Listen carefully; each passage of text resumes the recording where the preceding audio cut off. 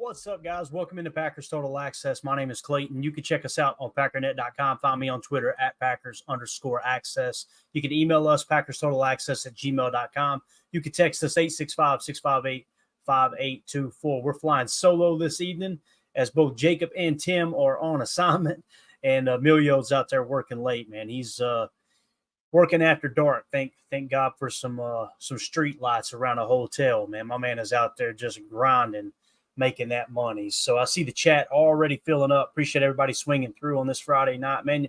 Really didn't expect this many people in here. We usually don't do a Friday night show, but this is awesome. I know I've got some Friday night lights on the TV here, actually watching Honaker and Chilhowie going at it this evening over here just across the state line in Virginia. But I hope everybody's doing well. Let's do this real quick. Give a quick shout out to the good folks over at Ticket King, the official ticket provider of Packer Fan Total Access Live. Wisconsin-based since 92, specializing in Packers tickets. They're Wisconsin's largest ticket source with offices next to Lambeau and in Milwaukee. Just click on the link in the video description. That'll send you to theticketking.com, where you can register for free as a customer. Go ahead and start shopping for your Packers tickets. Again, that's Ticket King, the official ticket provider of Packer Fan Total Access Live. So we're going to try to keep an eye on the chat tonight, guys. You guys know how it is too, though.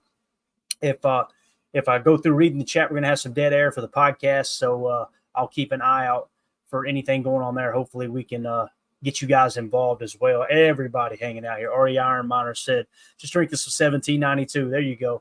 There you go. But drink responsibly, right? But good way to wind down the work week, right? I see we got iRock in here. We got Jay. We got United Bates, Greg Rice, Chris C., Greg in the house, Mike Berry, Nick McSwain, Josh Vallanningham, Chris N. Everybody swinging through. Appreciate y'all. So what we're going to do is just kind of dive in a little bit deeper into the Packers-Rams. Obviously, we're going to hit on the injury report that dropped earlier today and kind of make sure we got our P's and Q's in line here as far as what the injury report looks like. We'll just start off with that right now. As a matter of fact, Matt Schneiden tweeted this out. Packers final injury report versus the Rams. Out is Devontae Wyatt. Kind of expected that. I think we would all agree. This surprised me that Christian Watson was doubtful. I thought he would be out for at least one game, and he may very well be, but the fact that he's doubtful really kind of, unless he has a setback, probably getting him back next week. Romeo Doubs, who's dealing with the personal issue, obviously he's listed as doubtful there. Matt LaFleur basically said we're going to take it day by day, or day to day basically. So we'll see how that shakes out. Like I said, thoughts and prayers to Rome with whatever he's going through there. Questionable: Jaire Alexander, Elton Jenkins, Edgerrin Cooper, Jordan Morgan, Luke Musgrave, Carrington Valentine, and Jonathan Ford.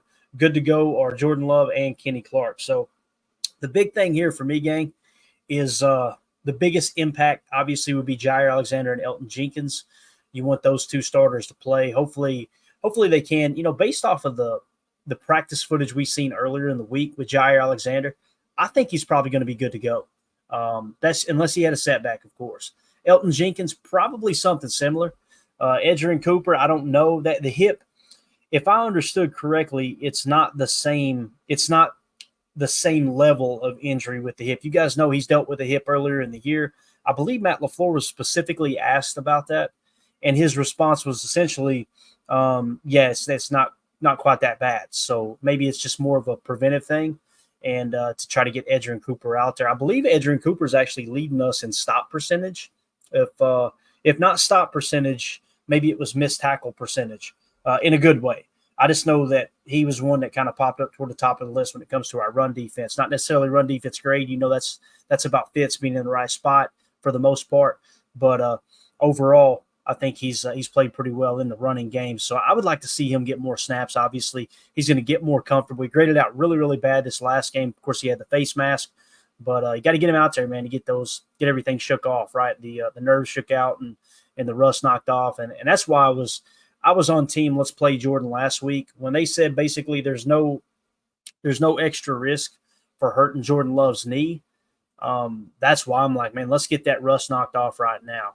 And hopefully he can come out here and be the old Jordan Love as he gets set to face the Rams, who, again, guys, this is the epitome of a trap game. There's probably no one on the face of the earth giving the Rams a chance to win this ball game. Those are the dangerous ones.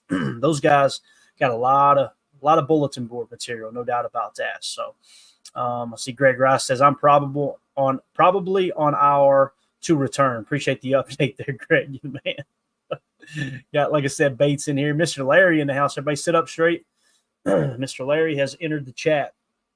Like I said, good to go. Jordan Love, Kenny Clark. Let's look at the official injury report just to see if we missed anything here.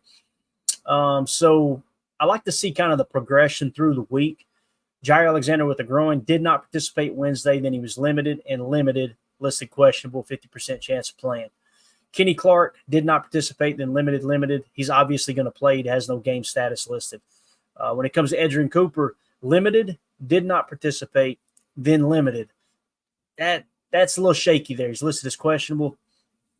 Yeah, I wouldn't plan on Edgerrin Cooper playing, but if he can play, great. That did not participate in the middle there makes you think he had quite the setback on Thursday, although he was limited, like I said, today. Romeo Dobbs, it's there, it's doubtful is what is the listing here. So I was thinking it was actually questionable, not doubtful. Okay, so it was, yeah.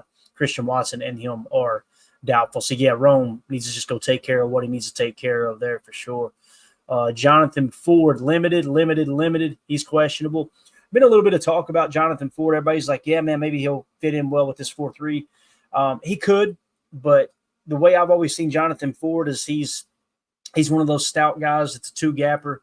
He's your quintessential nose tackle in a 34 jam, right? And it doesn't mean he can't adapt to playing in a 4-3 at the NFL level, but I wouldn't bank on it. So Elton Jenkins did not participate, and then limited. He's questionable. I'd say Elton's going to go would be my guess. Jordan Love, obviously, he's going to play, no game status. He's full participation the last 2 days. That's going to be huge to get that extra practice time. Jordan Morgan was limited all week long. He's listed as questionable. What I don't want to see happen, guys, is them go back to Jordan Morgan being the starter at right guard. And you guys know I've been team Jordan Morgan all year. But Sean Ryan is starting to hit his stride. And, let Jordan Morgan, kind of come in relief. And if they want to do a rotation, let him be the rotational dude, right, to come in off the bench and give Sean Ryan the majority of the snaps, man. Let him build on that momentum.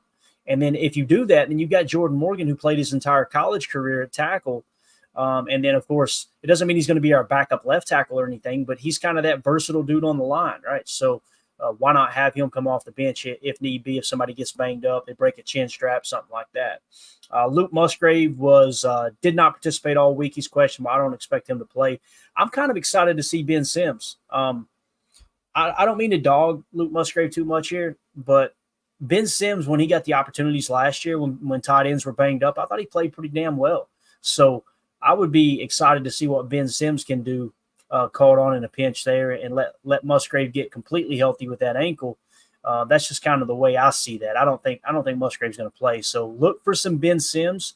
Although, the Packers like to run a lot of 11. They do run some 12. I think Ben Sims would get a significant amount of snaps if he is called up. Carrington Valentine is still questionable. He was limited all week. That's one of those things that you guys know. You probably get tired of hearing me say it. I'm a big Kentucky Wildcat fan. I love the fact that Carrington went to Kentucky. I don't think Carrington – I don't see him as a level of player as some people do. Some people say he's a really good corner. I think he's kind of above average based off what he's shown so far. Now, is he better than Eric Stokes? Probably. The tape would kind of suggest that early on this year, although there's limited amount of snaps for Carrington. I don't like the idea of a less than 100% Carrington Valentine going out there and taking snaps. That's just me. I kind of feel like it's two negatives. You can risk getting him hurt even worse, and you got a guy that already I just don't see as kind of like a dominant player. So you could end up hurting your chances of winning this ball game in the secondary, and you could also set him back with more injury. Christian Watson did not participate all week long. He's doubtful. I don't expect him to play, but it's pretty cool that he is listed as doubtful as opposed to just out. That's interesting. It really is. Maybe it's just Matt LaFleur trying to give them a little something else to game plan for, right? A little gamesmanship there. And then Devontae White, of course, is out. I'm surprised he's not on the IR with him being around on crutches and in a boot in the locker room. So when we hop over to the Rams side, nothing crazy here. Everybody on the injury list is pretty much set to play other than Cooper Kupp and Laryl Murchison, I think is his name, defensive end. He is out as well. So we already knew Cooper Kupp, although he's not on the IR, he wasn't going to play this week. And they've already got Puka Nacua out too. So we're going to try to get to some of the players that may step into that wide receiver role for the Rams as we get ready to kick off here Sunday. Obviously, we are going to be having a 3:25 Central kickoff out there in LA. I like the fact that, the way you're going to win this game, in my opinion, is you've got to take advantage of the fact that they're kind of hurting at receiver. It doesn't mean Matt Stafford can't make plays. I think the key to this game plan is going to be stopping Kyren Williams. I believe that's their running back, if I remember correctly. I don't want to tell y'all wrong here. Yeah, Kyren Williams, 23rd highest graded running back in the league right now. He's pretty physical back. He does have some breakaway speed too, just shifty. He does everything pretty good. So I think if you stop him, that's going to be key to the game plan. Stop him and kind of keep everything in front of you with Matt Stafford, although they don't really have a deep threat guy at the moment. They never really do with Puka Nacua and Cooper Kupp as well. They like to kind of play the spacing game underneath off of play action. One thing I noticed watching the tape earlier today, and I watched their last game every snap, and they love to use play action to get those backers to bite up and then hit that midline. That's the way they like to attack defenses. So shout out to Jay in the chat. Became a YouTube member. Appreciate you supporting the stream, buddy. Thank you so much. And all right, let's move on to the next topic here. I thought this was cool. This actually came in from Packers.base, this graphic here. I thought it was a really neat graphic. Let me drop this down real quick. Matt LaFleur talking about Tay Wicks. You guys know Tay Wicks has had a rough go at it, had a lot of drops that last game. What's crazy is he's getting open like over 80% of the time, if I understood correctly. That's the number I keep hearing tossed around. So his route running is as good as it's ever been. The question is, can you finish? Can you catch the football, right? And I think that's something you can fix. I don't feel like his hands were a big issue last year. I thought he capitalized. If you guys remember, he had the highest passer rating when targeted on third down, and he worked a lot out of the slot. I feel like they've moved him around a little bit more this year. But the Matt LaFleur quote here from Packer.base is, I'm excited about him and what he can become because we can see the talent. We can all see the talent.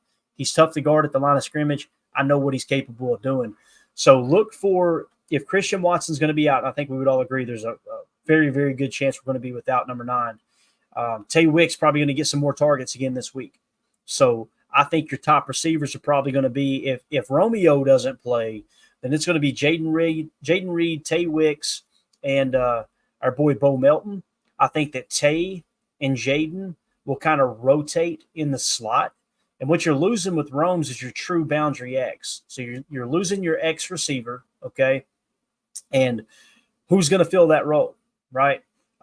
Christian sometimes will play, for the most part, he'll play Z and he'll play a little bit of slot.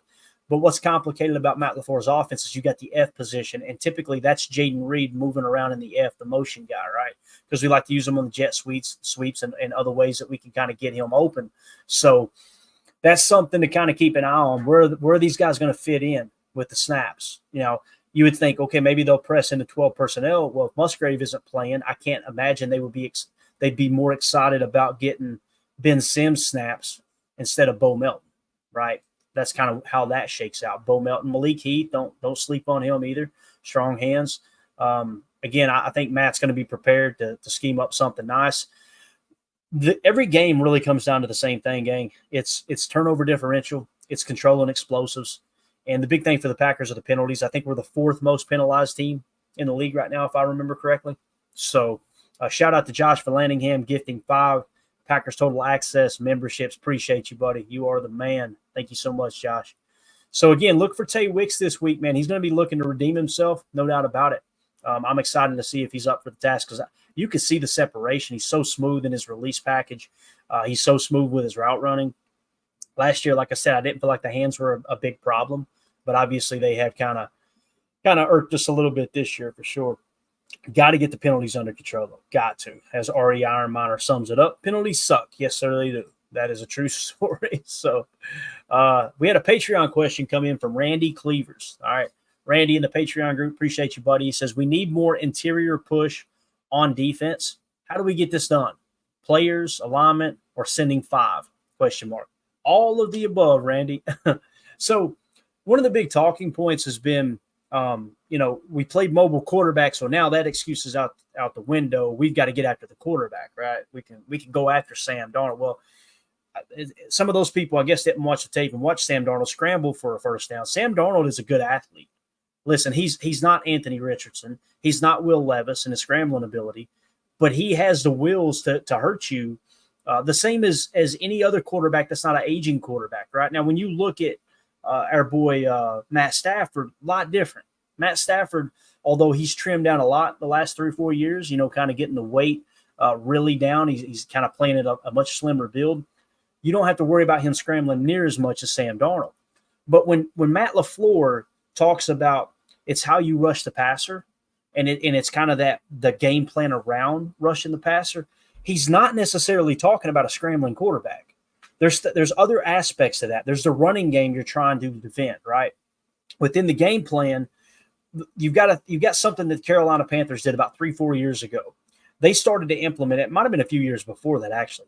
They implemented what we call run stunts, where they'll actually stunt the defensive line and not in an aggressive manner to get after the quarterback. That's what I'm seeing with the interior defensive line. Like when I turn on the tape, I don't see these guys just pinning their ears back and going. Now, we showed a couple snaps there where Kenny Clark move a dude, threw him into Devontae White. And that's actually what hurt his ankle. I don't mean to laugh, but it was just like, man, the luck we've got this year with injuries. But what I mean by that is those guys they're more moving laterally. They're not thinking, let's get after the quarterback right here on this snap. I'm not saying every snap, okay? Please, that's kind of the way people want to respond today when you mention a specific tactic that a defense or an offense is using. They immediately take it and run with it like, oh, they're doing that every play. No, that's not what we're saying. Just like when we're talking about the pass rush, no one's saying the pass rush is good, right? We're simply pointing out, like when you look at Rashawn Gary and the way he rushes the quarterback, we actually, after the show last night, me, Emilio, and Tim, we pulled up the tape and we watched pretty much all of Rashawn Gary's snaps that last game, okay? And what you see with Rashawn, many times when he was single blocked, they threw the ball away from him, right? And what does that mean? You go, okay, well, that's great. You're hitting him from the blind side. The quarterback's throwing the opposite side of the field. Not when the ball's coming out in less than 3 seconds. So what I noticed personally was when they would chip Gary, they would throw to his side of the field. When they wouldn't chip, the ball was coming out really, really fast to the left. You could see the game plan is geared around don't let 52 wreck our offensive game plan. You could see it plain as day. And then when you watch the defensive lineman in the middle, you see a lot of run stunning, a lot of side-to-side movement. Who are we playing, guys? It was Aaron Jones. We talked about it. Like the number one focus is you can't let Aaron Jones run all over you. We kept him under 100 yards. His yards per attempt was still pretty decent. He gashed us in the passing game a couple times, which, oh, my God. You talk about a game of inches. There was a couple times, like on one of the screens I specifically remember, they got so lucky that the ball didn't hit their own offensive player in the back. And Jonesy just doing what Jonesy does. We've seen it for years, making a great catch, move, spatial awareness, all those things. So to answer your question, more interior push, absolutely. Maybe this is the week they turn those guys loose. But when you see that from a game planning standpoint, and then you notice the other team's getting the ball out quick and they're chipping when they throw to 52 side, the pressure's got to come from somewhere else. And the way that Hafley tried to game plan around it, what he did was he tried to move Gary around and move him over to the left side from the offense's perspective. And then if you'll notice the Keyshawn Nixon blitz, right, that hit home with the strip sack, everybody goes, oh, well, that's just a free runner. That was Hafley. If you watch, Gary actually they run a TE stunt on that play. The TE stunt takes all the focus off of the nickel blitz, and Keyshawn did one hell of a job disguising that nickel blitz too. So there's a lot of things that come into play from the game planning standpoint. That's not just, oh, it's not a scrambling quarterback this week, therefore we can't pin our ears back and rush. You got the throwing lanes too. These guys are watching tape. The coaching staff's putting together a game plan going, all right, he likes to throw at this depth. He likes to throw in this window on these specific situations, right? And when you go that route, now the goal is we got to clog up those throwing lanes too. So it's not just a, video game. Let's just pin our ears back and go back to the quarterback. So I think bringing 5, obviously you've seen some improvement in the pressure there in the second half when you started to bring more blitzers. Nobody wants to hit home with pressure with 4 more than me, guys. Like that's how you really create a bully on defense. Yeah, when you're building a bully, you build a bully by simply being able to create a defensive front that can get pressure with 4. Our 4 can't get it right now. They just can't. So you got to manufacture that as you go along. Now, here's the other thing that people, kind of don't take into consideration. The Vikings have 2 of the best tackles in the game. And you go, okay, well, that was just one game, Clayton. All right, what happened the week before? Yeah, the week before we got 8 sacks, right? So they get paid too. So there's a lot of that going on as well. So you got to put your guys in a position to do better. I love that Hafley was accountable with it and was like, look, we need more from Gary, and Gary needs more from us, right? So I think that's absolutely awesome that they approached it that way for sure. So appreciate the question there, though, Randy. So, again, we need more interior push. How do you get this done? I think this week you got Kyren. Now, here's what I'm noticing about Kyren Williams. He likes to run outside stretch, outside zone runs. So this week might be the week that you feel comfortable saying, hey, all right, let's let that interior defensive line pin their ears back, forget the run stunting for a second. Because with Jonesy, we showed you on his chart, he could really gash you on the inside. And Kyren can too. I'm just simply saying when you look at the explosive plays that Kyren has this year, what you're seeing is outside stretch runs. And again, the number one goal is controlling the stretch, right? Matter of fact, why don't we do this? Why don't we change things up here a minute? You guys bear with me. I'm going to show you what I'm talking about with Kyren real quick. If I can get this to pull up, I'm going to go to the film room here and see if we're going to try this a little bit different. If the stream goes down, you guys know why it went down. We're still live on Rumble. We're still live on X as well. So feel free to hop over there. Just search Packers Total Access and you will have it. Okay. So let me jump in here real quick. Bang. All right. Now I'm going to try to get this to where you guys can see it fairly well. But let's go to Kyren Williams. All right. So here's Kyren Williams, and we'll kind of show you the criteria here. If you look at the top, this is this year. Okay. 10 plus rushing yards on a play. All right. So here's all his explosives, 10 yards or more. And we've got 3 plays is what he's hit on. So let's kind of key in. Let's go end zone cam and see exactly what he's doing when it comes to hitting on these. All right. So let me close this in now that we got that. Hopefully y'all can see that okay. All right, here we go. So let's watch here. Okay, right here they're in a nasty set. Obviously they've got 2 tight end. Looks like a heavier set. That might not even be a tight end right here. That actually might be an extra offensive lineman. Big old boy if it's a tight end. But you see they've definitely got 12 personnel in the game here. They got a nasty split, I'm sure. They love to run it just like we do. Let's see where the play goes. And this is a 13-yard run here, okay, against the 49ers. Look at it, stretch outside. And they actually had a makeshift sift here. Watch the tight end. Going to get what – not really it's kind of a cheat sift. See him get out front, bang, outside. Off to the races. Nice little jab step, hits the sideline. That's what Kyren Williams is doing for explosives this year. All right, let's move on to the next play. This is going to be a 12-yard gain against Chicago. Watch it again. Notice the nasty splits, everybody inside the numbers. Looks like a strong right look here. It's actually 11 personnel. They run more 11 personnel than anybody else in the league, if I remember correctly. So let's see where the play goes. Cheat motion. That eye candy made the corner back off. This one was inside, right? Gashed up the middle. Nice hard running. So you can see kind of a cutback ability when they're running inside as well. And then the third one is going to be a 14-yard gain against Chicago. Let's go end zone. And let's see where this one goes. So once again, right here, it looks like 12 personnel, 2 tight ends, unless this is a wide receiver that came in kind of like how we use Christian Watson, almost like a makeshift wing, right? Let's see where the run goes here. Outside. See it? Outside stretch. Look at that zone blocking. Notice how everybody, they don't really hit a gap. They just kind of fan right. Actually, look like a little pin and pull too. See that right here? Typically, it's on the opposite side, but nonetheless, outside zone. That's how they're hitting on their explosive. So you got 1 inside, couple outside. That's Kyren Williams. Okay. Just wanted to show that because this week, a little bit different than last week against Jonesy. You're probably keyed in a little bit more on their stretch play. Now, they love to run a lot of pistol set. We talked in the offseason how that was one of the big things that's really taken off in the NFL. The pistol formation starting to come back and become popular. And the reason it's popular, these may have been pistol sets. I didn't even look at that. Let me just take a quick glance. That was actually an ace set there. I want to show you guys an example of a pistol set. I think I've seen one in here. No, that's ace.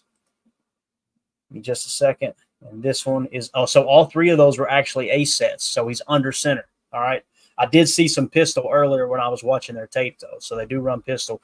And ace accomplishes the same thing as pistol from a standpoint of you're not sidecar right or left, meaning you can run in any direction. So everybody's got to be on their A game to be able to cover those outside stretch plays. Okay. So that's kind of how that's looking there. So just wanted to hit on that just to touch, like I said, of what's going on with Kyren Williams. So we got the Patreon question in, and it kind of did tie in with everything else. So interceptions, shout out to Joshua Dodge. He's a member of our Patreon group. Let me throw this up here in case anybody wants to join that awesome community. You can scan that QR code in the upper right. That'll send you to our Patreon group, or you can just go to patreon.com/Packer Fan Total Access Live.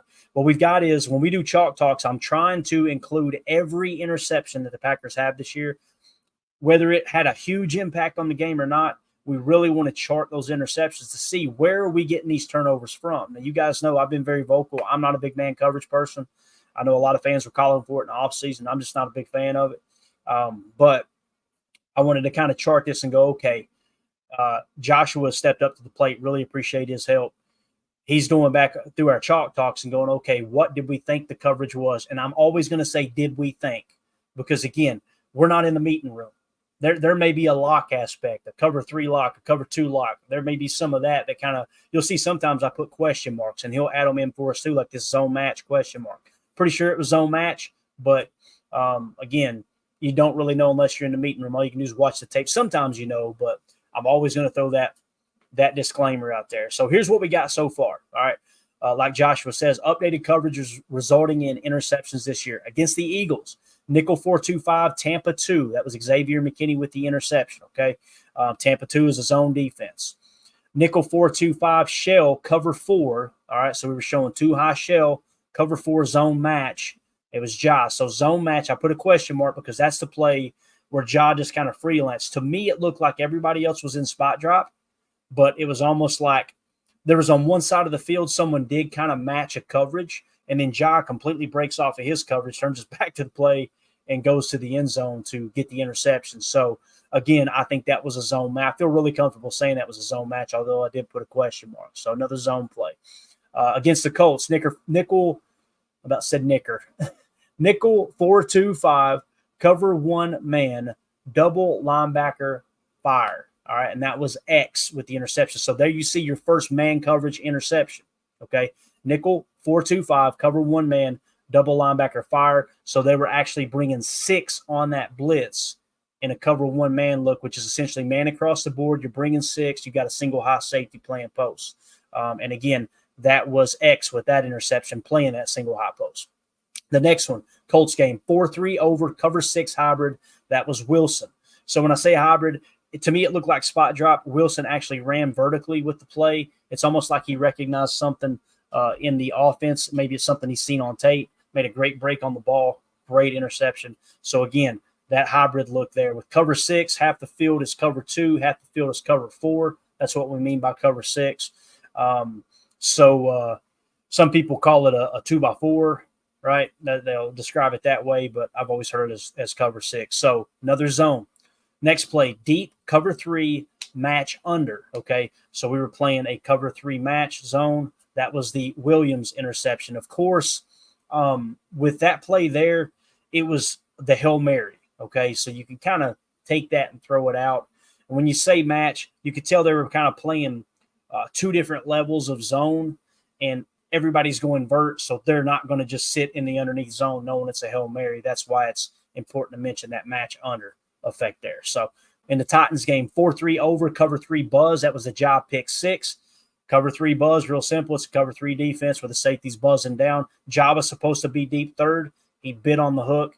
And what's crazy is these teams see this stuff on tape. I guarantee you last week they watched the Titans game, they being the Minnesota Vikings. And you guys remember last year, Rasul got caught a couple times, clamping down, biting on double moves, on stop and goes when his responsibility was deep third.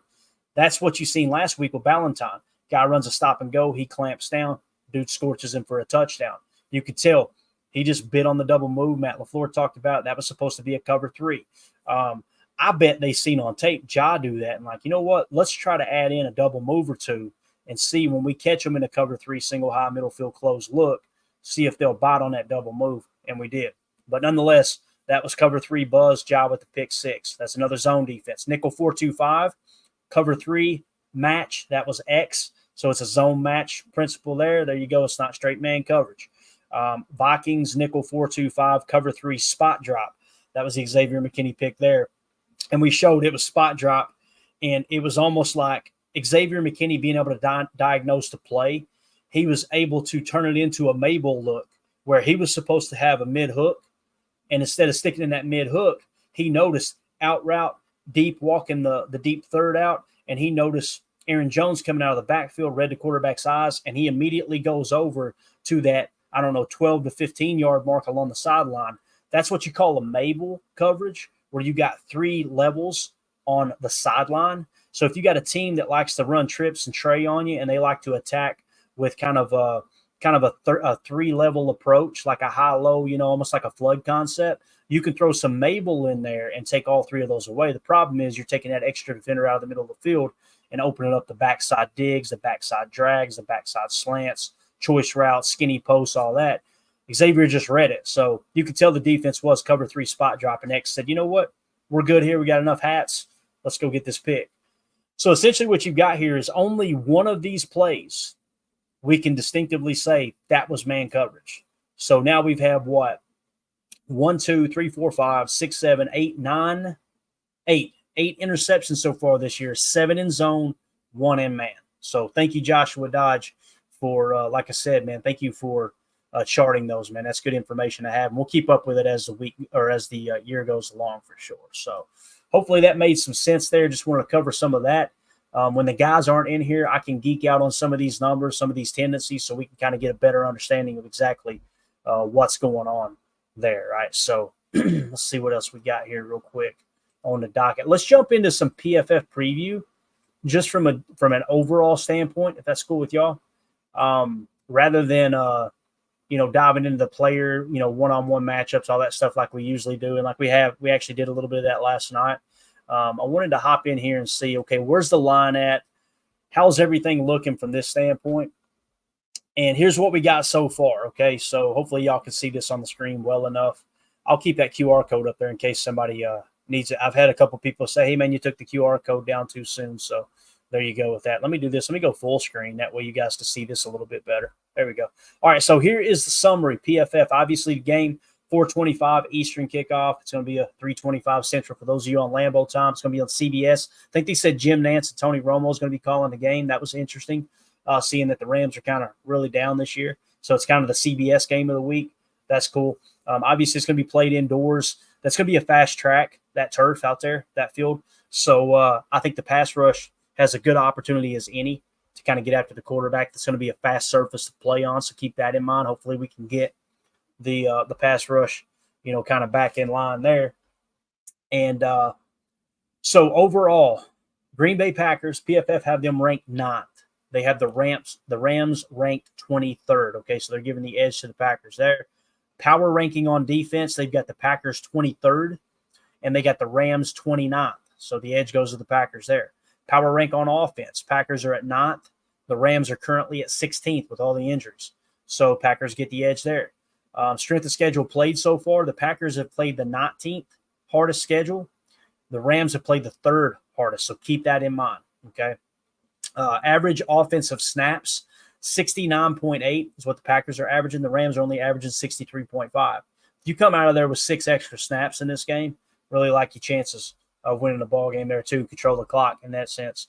When it comes to run to pass ratio, the Packers are running the ball 46.7% of the time, and they're passing 53.3% of the time.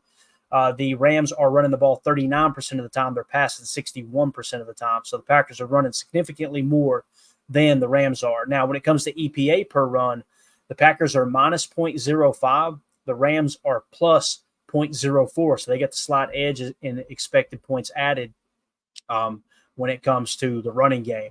EPA per pass, the Packers have the edge at a positive 0.06.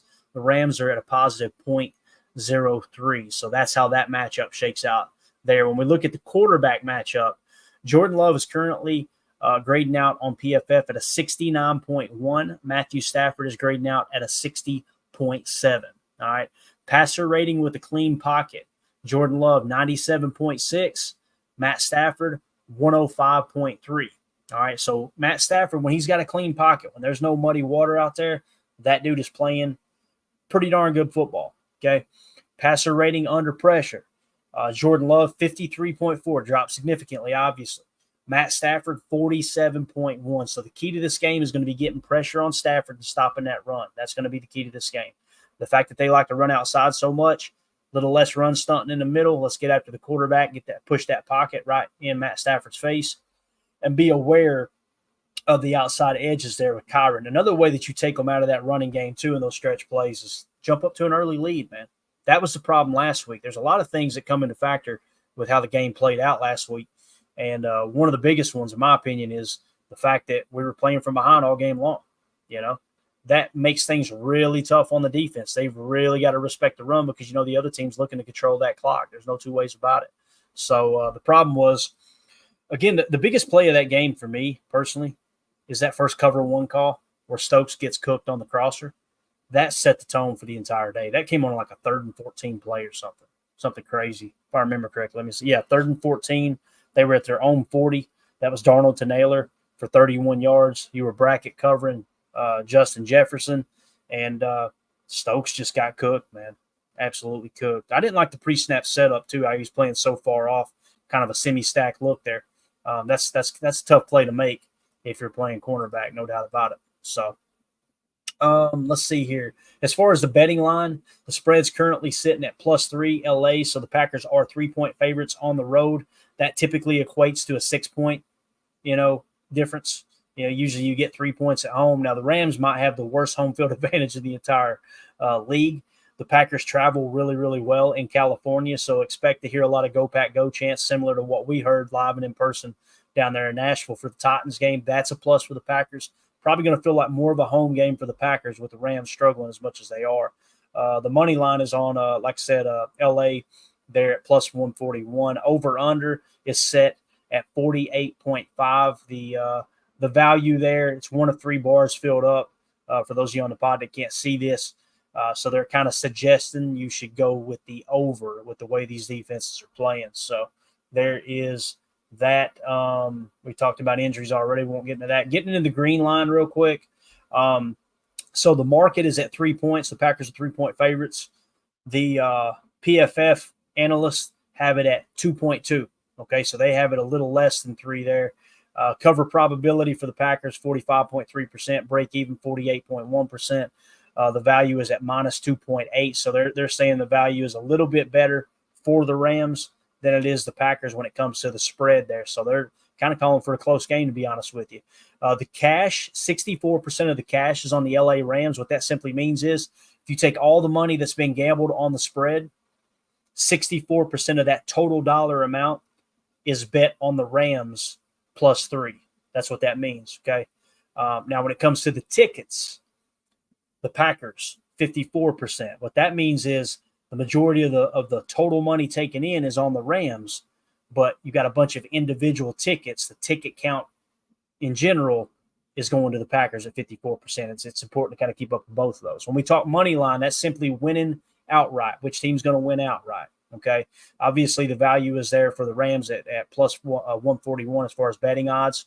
PFF has it at 141 as well. Win probability, they've got the Packers set at 58.1%. Okay. Break even, 62.3%. Now, the value here is a -4.2 in the money line. They're saying it's decent value for the Rams at +0.2% to win outright. 71 on the money line. Okay. This is just winning outright. 71% of the cash is on the Green Bay Packers. 83% of the tickets are on the Green Bay Packers. That means the public is on the Packers to win this game really, really, really heavy. That worries me sometimes because, like I always say, there's a reason that these casinos and these sports books can afford to hand out those free drinks with the pretty little umbrellas, right?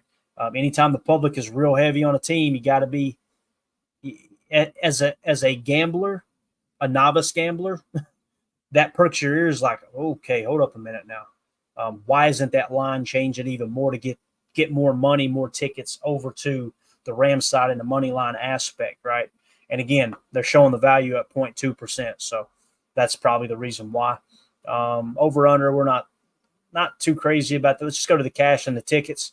So yeah, 82% of the cash is on the over, and 73% of the cash is on the tickets in that regard. All right. So there you go with that aspect. Now we've already kind of hit on the lineups earlier, so let's just go ahead and kind of skip away from that. I'm going to close this out, and we're going to jump into another aspect here. Boy, I hate it when it goes to that single screen by default. That's scary. Let's go to NFL Pro real quick. Where's it at? I think it was NFL Pro I wanted to hit on. Let me do this. Move this around here. Cancel that. Give me just a second, guys. Sorry.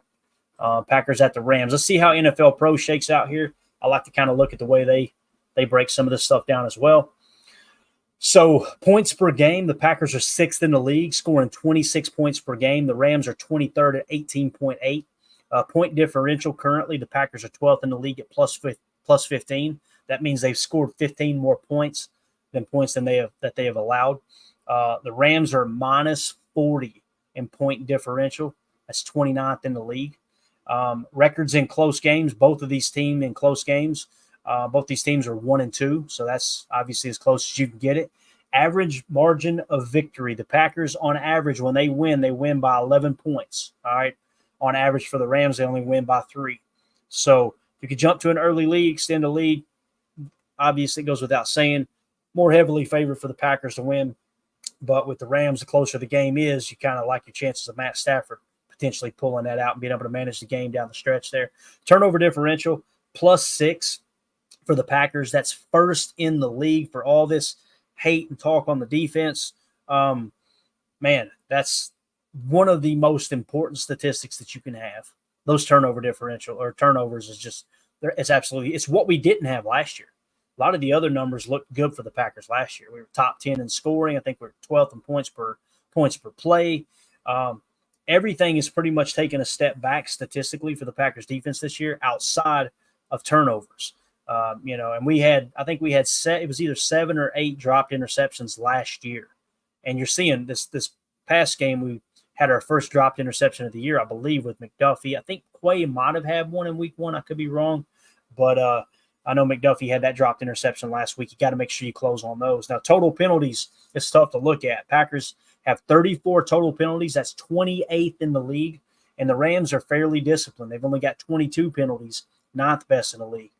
If you come out and you let the Rams jump up early on you and penalties are an issue again, man, it's going to be a tough day at the office. You got to make sure you play discipline. Now, the fact that there's going to be a lot of Packer fans there and it's going to kind of feel like almost like a home game for the Packers, at least a neutral site at worst, that's a good thing that may help with the penalties as well. So with that being said, for those of you listening on the pod, that's the end of hour 1. Appreciate y'all hanging out with us. We will see you on the other side for hour 2. All right, so let's move along now to insights. Let's hit on some of the insights that Next Gen Stats has come up with here on NFL Pro. First insight over here to the left, and I'll just keep this screen up. I'll read it for y'all. Jordan Love had an average time to throw of 3.08 seconds in week 4 against the Vikings, his longest since week 4 of last season. So the pass protection really held up well for Jordan last week. It said Love has completed just 46.3%, being 25 of 54 of his pass attempts, 2.5 seconds or more after the snap this season, 4th lowest in the NFL, totaling 442 yards, 3 touchdowns, and an interception, a 39.3% success rate. In weeks 2 and 3, Malik Willis had an average time to throw of 2.31 seconds, second quickest in the NFL.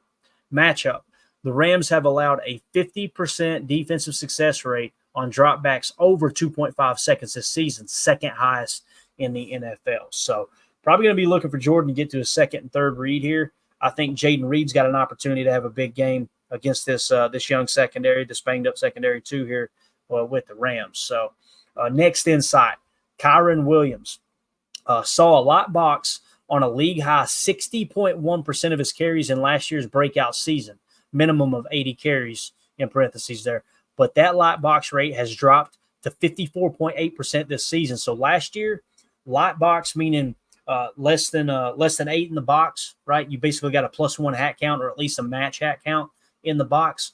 Last year, 60% of the time. This year, it dropped to 54% of the time. It says Kyren Williams has generated minus 34 rushing yards over expected against such boxes in 2024. The second fewest in the NFL. So when they load the box, Kyren Williams struggles. All right. That might be why we're seeing more stretch plays for the explosives. They're trying to get away from that loaded box. That makes all the sense in the world, right? So says the Packers have utilized a lot box on 57.4% of opposing runs this season, sixth highest in the league, while allowing 302 yards on 58 carries, including plus 53 rushing yards over expected. That's sixth most in the league. What's that tell you? Load the box. Even if you bail out on passing plays, load the box. You might want to play this from under to over. And what I mean by that is when you're showing that shell coverage and you're not loading the box, when you run that play action, those backers really bite up and you can hit the mid-level. That's what you're seeing a lot from our boy Matthew Stafford. And really with Atwell, Tutu Atwell, who's become kind of his go-to receiver with Cooper Kupp and Puka Nacua out. Let me drop this down real quick and show y'all what I'm talking about. Let me hit this real quick. We're going to go back to the tape real quick. If I can get it to pull up. Here we go. All right. Let's see if we can get this to pull up for y'all. So let's go to Tutu Atwell snaps real quick and show you what I'm talking about. Okay. Let me get this to pause. Man, I got this internet cranking over here tonight. Let me tell you. Let me try to get a little closer for y'all. Here we go. All right. So first play that we got on tap here, Matt Stafford. This is against the Bears. Is a deep pass, a pass deep right to Atwell to Chicago's 40 for 18 yards. Okay, there was a penalty, unnecessary roughness. Obviously, it doesn't affect the play. This is one of those out routes. They like to use Atwell as these other receivers out. I'm pretty sure he's their cheat motion guy, if I remember correctly. So here we go. There's Atwell, is number 5, going to come across. Probably just going to run a little out route here. See, get that leverage. See, 29 flips his hips. It's over. Beautiful throw by Stafford on the sideline. 18 yards. Okay. Next play, we got Matt Stafford going deep middle to Atwell. This is what I'm talking about. Look, they're out of the ace set, nasty splits. Atwell, I believe, is right here. Let's see if they use motion. This is actually an explosive play, 22 yards. Let's see what happens with Atwell. They're going to use cheat motion. He comes across. Now they're going to a twin nasty set. Watch the play action. Look at these backers, guys, especially this one right here. Watch this backer bite up. Play action, backer bit. Look at Atwell. Look at all this space to hammer this dig. So you got to be careful biting down on that play action. Matt Stafford, even though he's stumbling here, he's going to gather his legs together and just hammer that. Look at all that space right here on this dig. So you got to be aware of that. You see they're in kind of a cover 3 look here. A cover 3 zone is what it looks like to me. So the play action opened that play up big time to Atwell. All right, let's go on to the next explosive. This is 25 yards against the Chicago Bears. Matt Stafford, deep left, that Tutu Atwell. He runs out of bounds at Chicago's 29. Like I said, 25 yards. Brisker was on the coverage. Again, ace nasty split. You're seeing it here, right? And you see the defenders are playing it outside in. They're playing outside shoulder. Okay, let's see what happens here. See if it's a play action. I can't remember if it was on this play or not. All right, there's Tutu Atwell in motion. Coming over here set. Going to have a twin set over here. Yep, play action. Look at Atwell. There's that out route, opposite side of the field. Ball out on time, beautiful ball. Matt Stafford still got a cannon for an arm, no doubt. 25 yards on that play. What down was that? Does it say? I may be overlooking it. That was a 1st and 10 throw. All these were 1st and 10 throws. So what's that tell you? Play action on 1st and 10. Hit those mid-levels and don't be afraid to attack the sideline is kind of the way Stafford's approaching it. Here we go. Atwell against Chicago for 17 yards. This play, 2nd and 11 play. All right. Looks like Tutu Atwell's down here on the bottom, playing what I would refer to as Z. See if there's motion. There is. So he's going to do a cheat motion over to twin. So they love going cheat to twin. Play action. Where's Atwell? Same play. Look at that dig, right? Right over the backer underneath the safety. Let's go back and see if they bite on play fake. Watch this backer right here, guys. Again, they're in zone. No one follows, okay? Play action. Nope, he actually faded out to the left too far. You had a little bit of almost like a little spy underneath or something. So, yeah, this guy right here, boy, I don't know what the hell he's doing. He is covering air, no doubt about it. So Atwell, obviously, another dig. Digs and outs. That's what you put in your game plan if you're Jeff Hafley, right? You got to come out, say, all right, Atwell is kind of one of their leading receivers right now with Kupp and Nacua being out. Let's make sure that we're covering outs and digs. How do we put ourselves in an advantageous situation with the defensive call to make sure the outs and the digs are covered when it comes to Atwell? Make them play left-handed. Doesn't mean that Stafford can't beat you other ways. We know he can. He's been in the league for a very, very long time, right? So you just got to try to make him play left-handed. Make him go to the receiver that maybe they're not as excited about going to. That should be the goal there. So, again, that was just talking about Kyren Williams.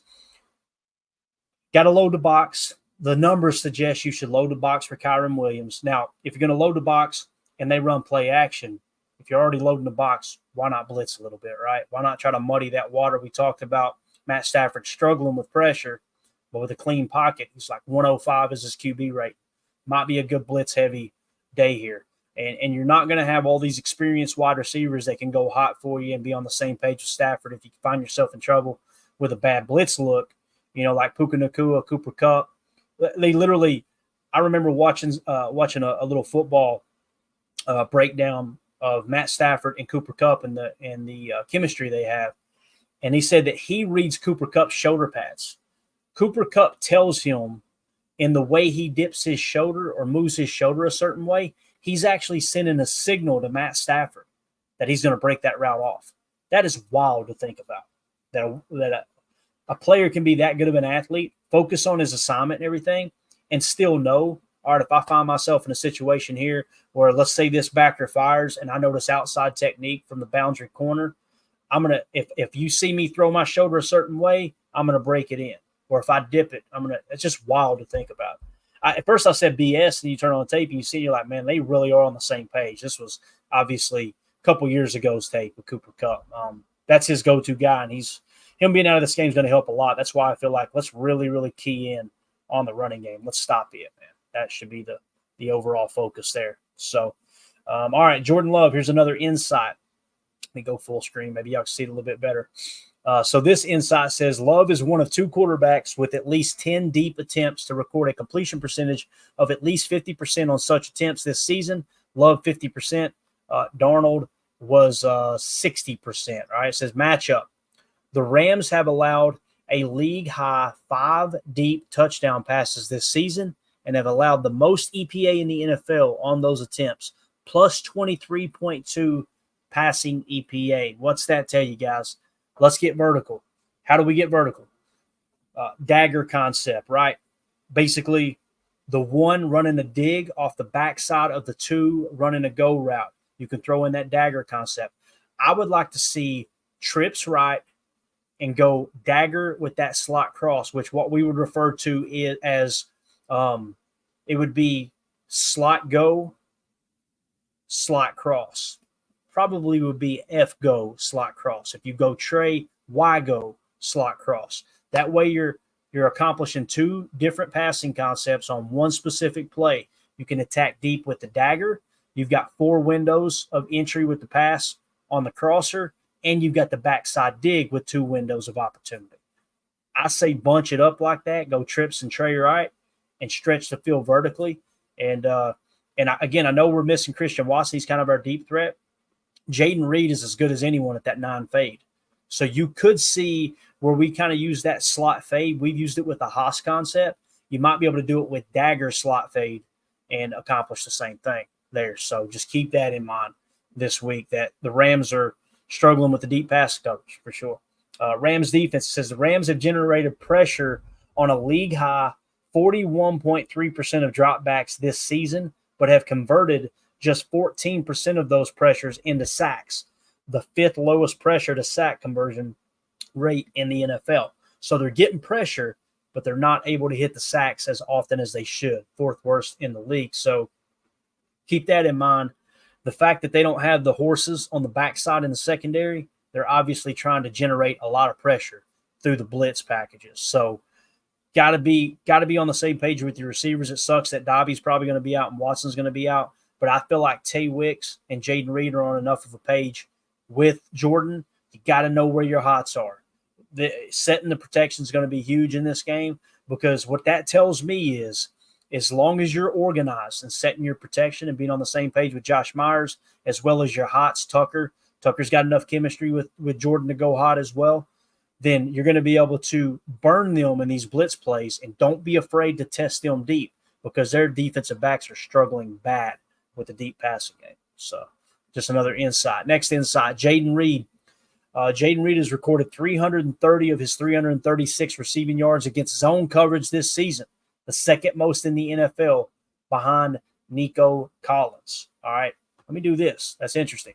So Jayden Reed is lighting up zone coverage. All right, let's go to coverages through week 4. Where are the Rams at? How much zone are they running this year, gang? That's what we're looking for. They're toward the bottom there. Cover 3 zone, 39% of the time they're in cover 3 zone. 18% of the time they're in cover 6 zone. All right. And then 11% of the time they're in cover 4 zone. 10% of the time they're in cover 2. They are a zone heavy defense. They run man coverage only 20% of the time. All right.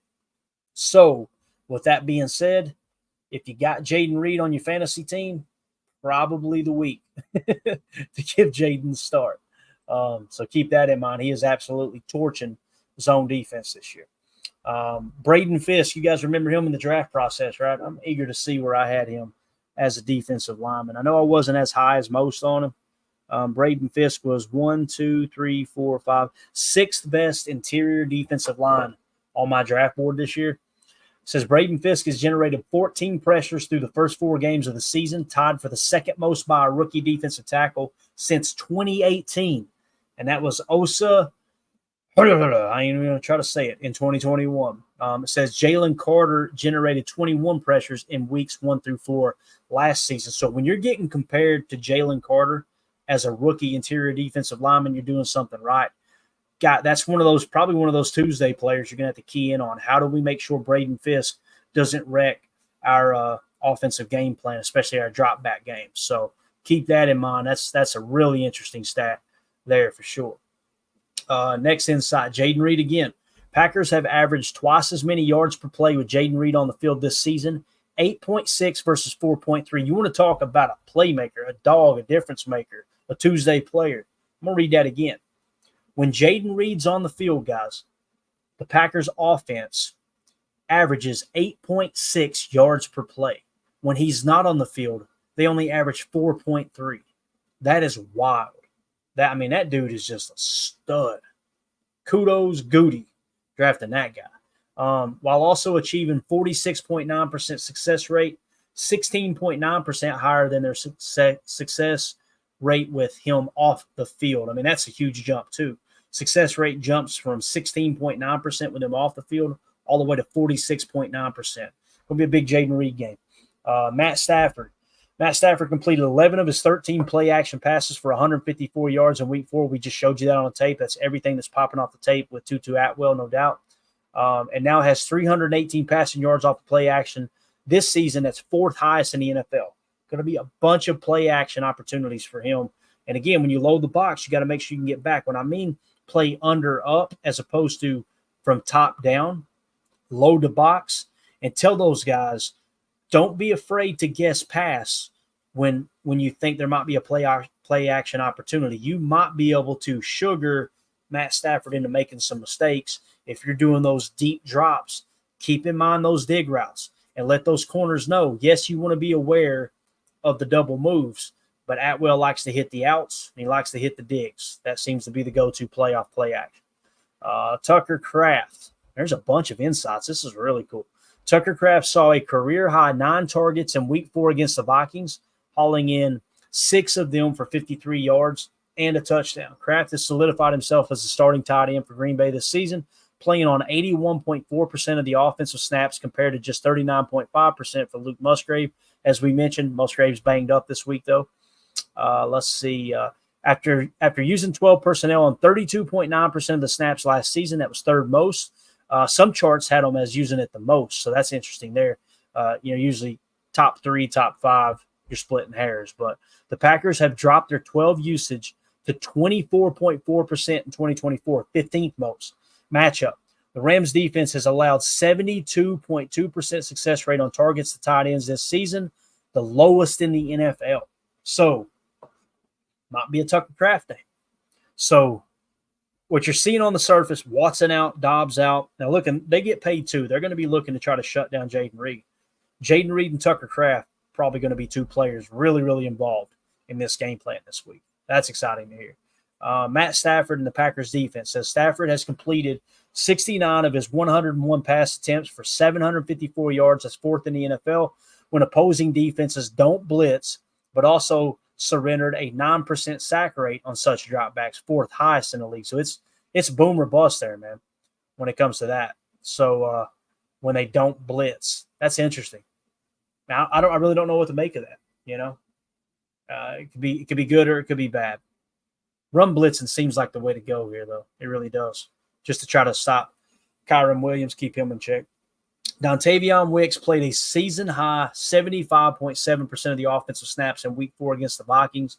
Wicks primarily played out wide in place of the injured Christian Watson, with 66.1% of his snaps coming as the outside receiver. Wicks led the team with 13 targets, including a 30.2% target rate, catching 5 for 78 yards, 2 touchdowns. Obviously, the number not mentioned there are the drops.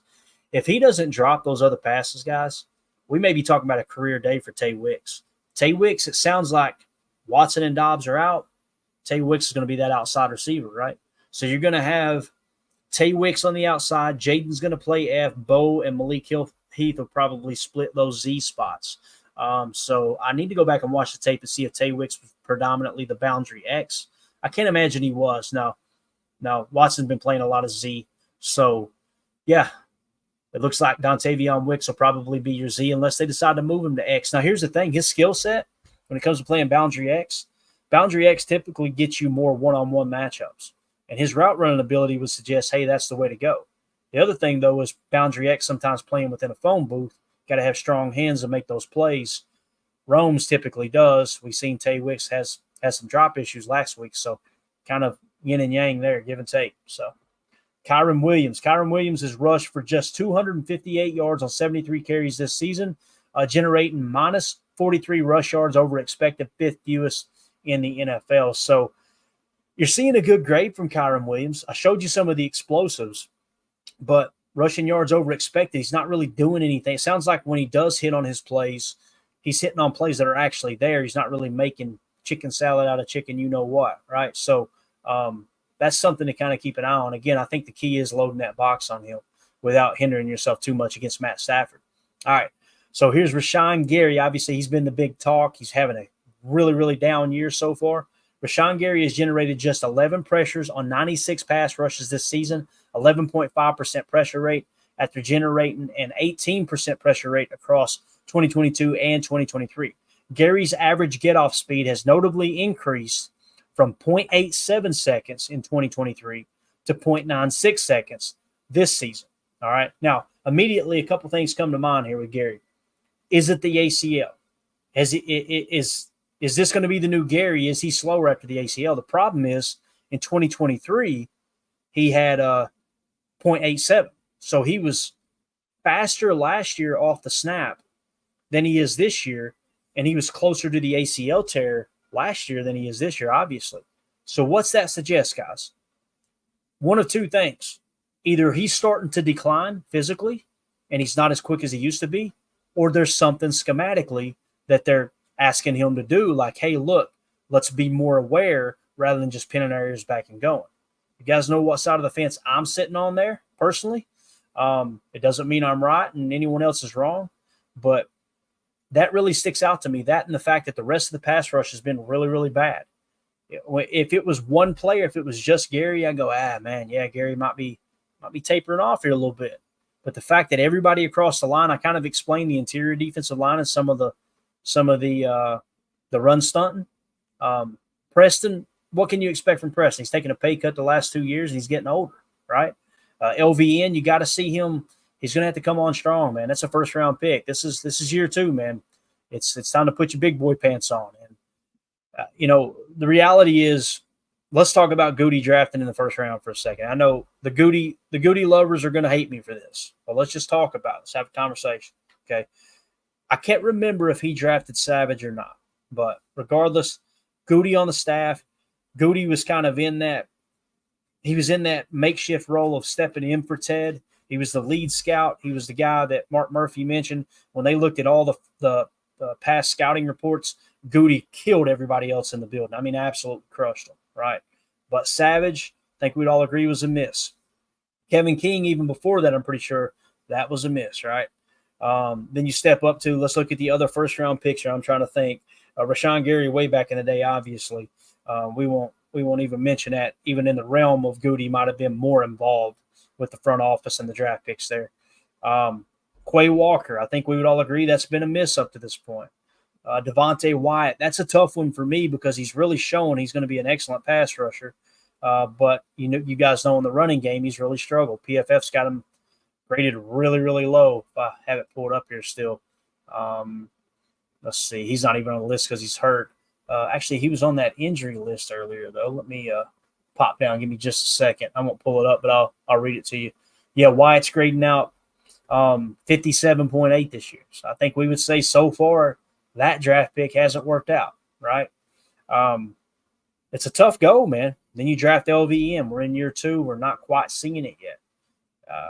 You're going after these physical freaks, and it's just not panning out. You guys, you hear the hesitation in my voice, I'm sure. I don't want to be that dude that says Goody's bad at drafting first-round picks. I don't want to be that guy, but, like, it's obvious the blueprint is let's take the more physically dominant player. Let's take the athletic freak, right? And it just hasn't panned out. Like, it hasn't. And last year and the year before, it was, well, it's because Joe Barry's a knucklehead and he's the defensive coordinator. Now we got a new defensive coordinator once again, and it's not panning out. Now you have Mike Pettin before, and some of that stuff wasn't panning out to the point that Matt LaFleur decides to move on from him. Like, how many defensive coordinators are you going to go through? And the argument has always been, you got a ton of talent on this defense. Goody is stocked this full of talent. Just because you're spending first-round picks on defensive players doesn't mean that they're great players, right? It does mean that there's another one. Thank you, Chris. I forgot about Stokes. Stokes, another one, first-round pick, hasn't panned out. I don't want to be the negative dude because Goody's made some great picks. I mean, obviously, I think Jordan is a franchise quarterback. I think that was a good pick. I do. I think it was a great pick. Tucker Kraft coming into his own, right? That was, a third-round pick? That's a great pick. Luke Musgrave, not looking like so much. That was a second-round pick, right? Obviously, Dontavion Wicks, you guys know how I feel about him. You get the hands thing straightened up. He's one of the best at creating separation at the wide receiver position. That was a 5th-round pick, I believe. Romeo Dobbs, a much later round pick, right? All these guys were talking. I mean, there's some great picks in Zach Tom. Oh, my God. Arguably a top 3 right tackle in the league. I don't even think it's arguable now. But when it comes to first round, why are we missing on these guys? Why are they struggling? The main focus that you're seeing is on the athletic ability. And that's why I have a hard time with it, man. I really do. It's why I was more on Junior Colson. I had him higher on my board, and he may be playing horrible. I haven't really checked. Now, keep in mind, Colson wasn't like a top tier. I had him like a second-round talent, right? But I had Junior Colson, then Peyton Wilson, Cedric Gray, then Edgerrin Cooper. Edgerrin Cooper last week graded out in the 20s, right? It's and why did we draft Cooper? You seen it last week when he recovered that fumble. My God, man. That dude is a physical freak. You kidding me? The way he broke on that. Somebody, I was listening to a pod earlier today. I can't remember who it was. I give him a shout out, but they said if that was Isaiah McDuffie on that play, we don't recover that fumble. Edgerrin Cooper had the physical ability to recover. That's absolutely true. I agree 110%. But why isn't Cooper getting on the field more often, guys? Because they said he doesn't know how to line up. Schematically, he hasn't caught on yet, right? Okay. Well, if you draft him as high as you did in the second round, why did you draft him that high? Because his physical attributes, not necessarily his FBI, right? And college is way different than the pros. You guys know that. You know more about that than me. But just something to kind of think about there, man. But, again, with this Gary thing, I don't think this is Gary dropping off with his speed off the line. I do feel like it's schematic. I do, man. That's just me personally. But let's see what Chris C has to say here. I got the chat pulled up while I'm looking at these images now. Is it a crazy take to say some of these guys were better in the 3-4? Are we still adjusting the 4-3? Chris, here's the big thing with the 3-4 and the 4-3. Let me give you a little history lesson on me, okay, and how I really started to dive into the game. I became a Packer fan in 03, okay. I started to dive into the X's and O's in 2000, and it was roughly 2009. Had a rough year that year. Maybe this helps somebody. Maybe somebody's going through some hard financial times, and that's hearing my voice. 2009, we hit rock bottom, me and my wife. Her company basically had a huge layoff. The company I was working for went belly up because of the economy. And we were basically left. We had just purchased a home, right? And we went from, I won't give the income, but it was a nice income. And we fell flat on our face. We went to a very healthy income to $0 for 6 months. And I won't go through all the details of everything I did to make money and just trying to work 3 jobs and side jobs here or there. And long story short, God's good. And the moral of the story is if you're willing to work, you can get yourself out of anything. Trust me. We were as bad as it got financially. We were about to lose everything we had. Thank God I have an amazing wife. She's just unbelievable. And we were just so supportive of each other. I mentioned that because in 2009, we kind of hit rock bottom. And when we started to pull out of it, I was like, I need something to take my mind. I'm just going to start diving into football, right? And really diving into it. And one of the only things we could afford on our budget was Sirius XM radio. I was like, we'll keep that. I apologize. I'm on dog duty tonight. But I thought we'll keep that. And we had Sirius NFL radio. And I listened to Pat Kerwin's radio show. And it was called I think at the time it's called the Afternoon Blitz, something like that, or the Afternoon Drive. It was a cool little catchy. It was him and Tim Ryan. And he's the one who created the book, Take Your Eye Off the Ball. So I bought that book and I just dove into it. And that's when I really started to break things down, right? And I say all that. I apologize for the long-winded story there. But I say all that. When I started to dive in, we switched to the 34 defense. So I'm like, all right, let's see what this 34 defense is all about, right? And I didn't know anything about the 4-3. I knew nothing about football. I was just in my infancy when it came to learning the X's and O's. And the 34 is designed to be a 2-gap front, 5-man front, and it's harder to run against. That's the whole purpose of it. It's created to do 2 things: stop the run and create the illusion and complexity of fire zone blitzes to make the quarterback have to read post-snap every play. That was the whole purpose of it. It was created by Blitzburg, for the most part, Blitzburg in the 90s, Pittsburgh, Greg Lloyd, Kevin Green, those guys, those exotic blitzes with those big outside linebackers. And Dick LeBeau obviously carried the torch in Pittsburgh and made it real famous. They won a lot of Super Bowls with that. So you get a lot of predominantly zone defense, and you're firing from different levels. And when you fire, you drop another guy. You guys remember the B.J. Raji pick 6? How can you forget it, right? That's a fire zone blitz where you're dropping the nose tackle into a short hook zone, and you're bringing pressure from other areas because the quarterback's going to have to constantly think. So to answer your question, Chris, is it a crazy take to say some of these guys were better in the 34 and are still adjusting the 4-3? I don't think it's a crazy take. I think what people are finding out is that defense wasn't a bad defense. And I tried to point this out in the offseason.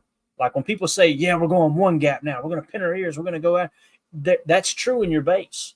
But when you're in your nickel, there wasn't a whole lot of 2-gapping going on in the nickel last year. It wasn't. LaFleur said it at the podium, right?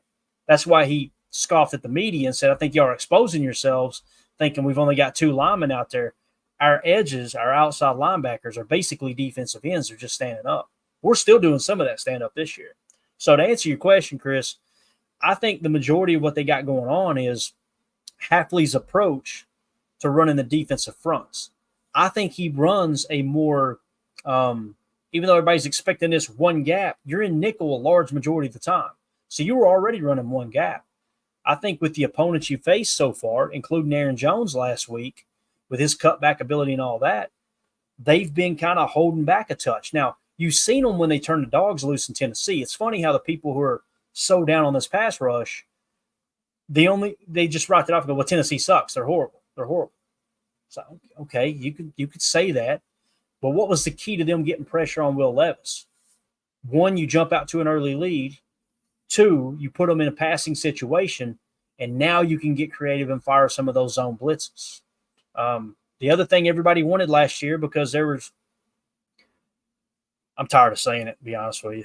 I feel like I say the same thing every show. But there were people that, Joe Barry's too soft. They're playing too far off. You can see the splits this year, guys. They're playing the same distance off. It's just those people are refusing to admit it this year, right? There's times they play snug, but for the most part, you see the explosive plays. It's coming against cover one man. That's where it's happening. We showed you the interceptions earlier that Joshua Dodge broke down for us from our Chalk Talk segments. Was it 7 of the 8 interceptions are in zone defense? Last week, the play that set the tone, 3rd and 14. And when you go and watch Rashawn Gary's snaps, I really challenge everyone. Stop listening to me. Stop listening to everyone else. Go to NFL Pro and watch Rashawn Gary's snaps. I'm telling you, you won't come away going, he's horrible. You come away going, ball came out pretty quick there. Couldn't get there. Many times he got pressure on the quarterback and caused it wasn't necessarily him getting the pressure, but he was the next man in there. Like I could show you right now. I think I've actually got a couple of those plays. Let's do it real quick. Heck with it. Let me do this and we'll get ready to wrap up. Just to kind of give you guys an idea of some of the stuff that I'm seeing here. And I got Rashawn Gary. It's just a handful of plays because I had a lot of the majority of his plays already geared up. Like here's one right here. I got Gary 1 and Gary 2. I'll show you what I'm talking about here. And let's go end zone cam. Pause it. All right, so here's a look from the game against the Vikings, okay? God, I hate how it resets. So this is Quay Walker's sack. Key in on this sack. Watch Gary. Just watch Gary on this play. And think about what else could he have done on this play. Quay Walker gets the sack. You see they're doing a double A-gap mug. I think they fire Quay and drop McDuffie out, if I remember correctly. Let's roll it here. Okay, watch Gary here off the edge. Think of the time it takes to watch.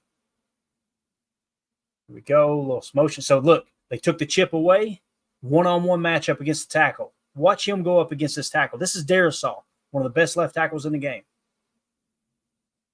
Punch, pull, rip. First of all, could have been called for a hold, right? I don't know if you guys seen that. We can go slow motion if we want. But watch right here when he pulls. Look at that hold right there. Didn't get called. Forget that. If Quay isn't blitzing, guess who's getting this sack? But Gary forgot how to play football. It's just one example, right? Let's go on to the next one. Here's an incomplete pass to Naylor. Let's try to get the end zone cam here real quick if I can. All right, this one don't have an end zone cam, so we got to really focus. Look out here on the edge. Notice there's no chip, right? You got Gary on the outside. Let's watch this snap. Get him take the edge. Look at this. Beat him like a drum. It's Christian Darisaw. He has to step up. He feels that pressure. Ball comes out, incomplete, almost picked right there. See what I'm saying? That's just a couple of different sets there. If we go out, I think I had a Gary 2 set here. Take another look. All right, so here you got Gary on the outside. Let's see if we can go end zone. Is this the same set? Yeah, it's the same set. What in the world? So did I click on Gary 2 just a second ago? I may have it duplicated. Let me go 1.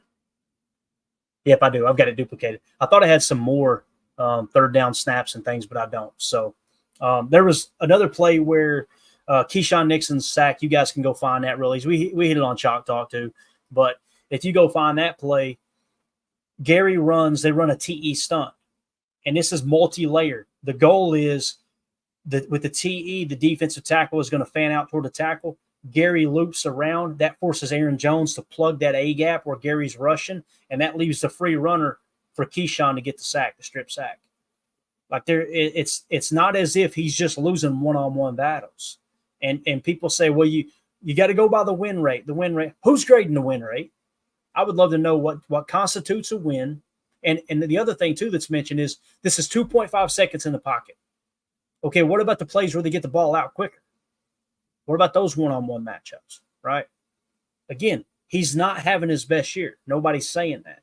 But to pretend like he just all of a sudden forgot how to play football is just it's wild to me. And it reeks of – it just reeks of – some fans are just not going to be – they're not going to be happy.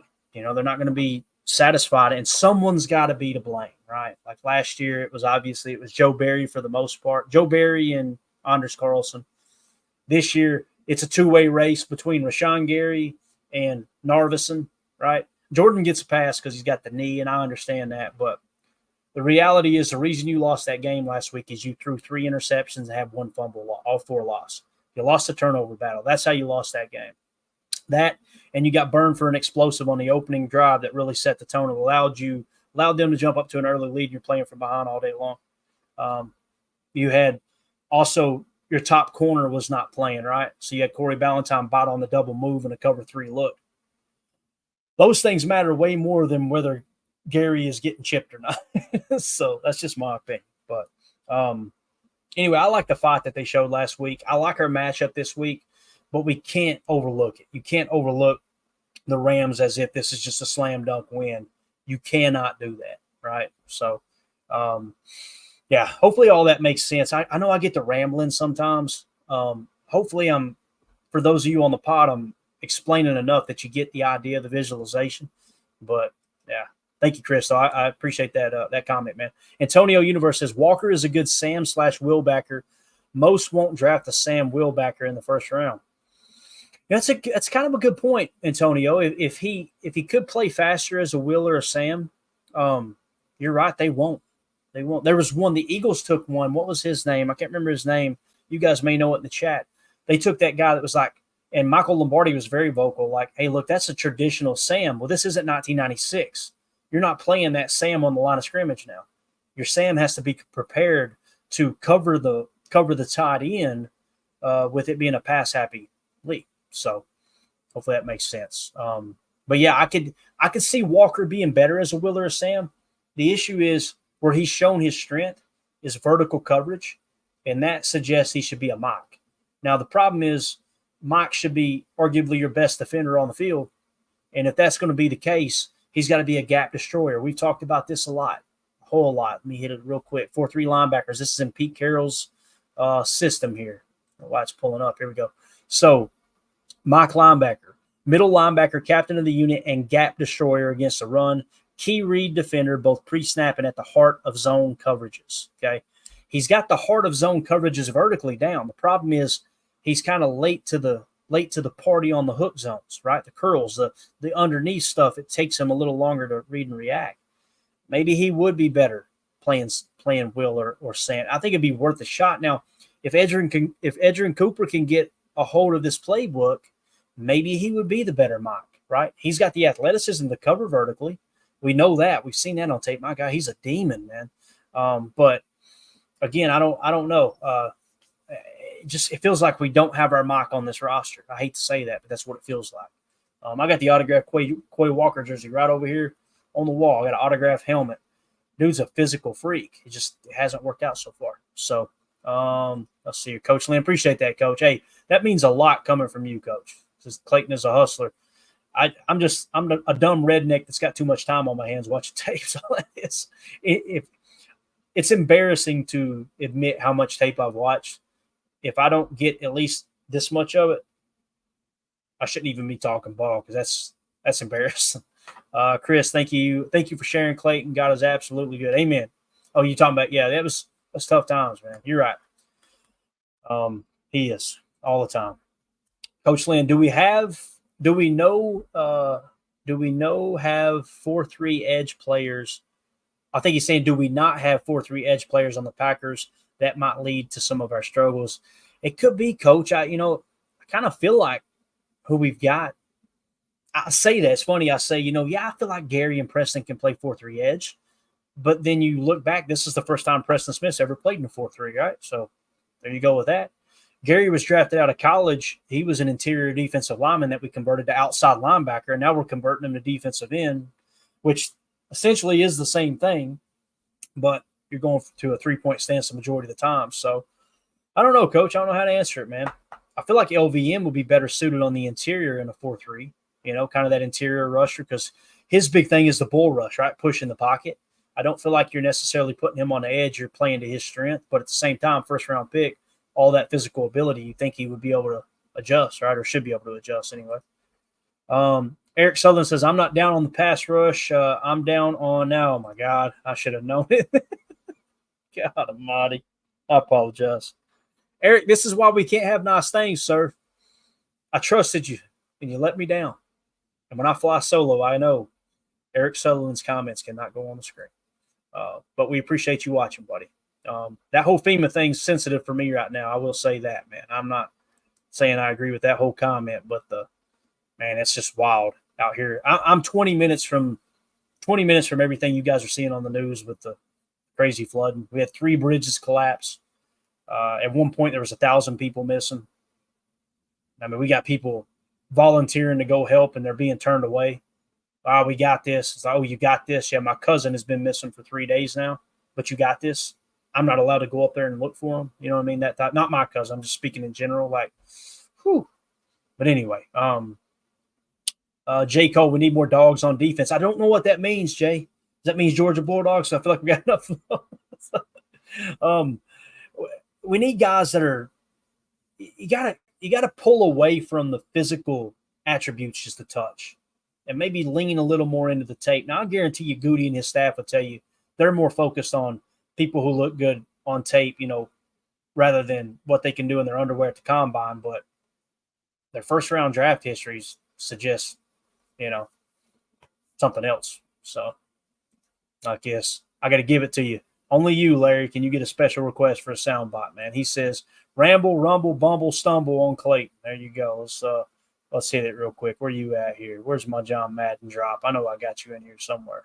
They better not have deleted it. Yeah, he not only rambled, but he rumbled and stumbled. There you go. Rest in peace, John Madden, the greatest commentator of our generation, no doubt about it, man. All right, I think we're good. Shoo, Lee, Coach, you're going to get me emotional, bro. We let our Mike go and Christian Welch. Man, I will never understand that.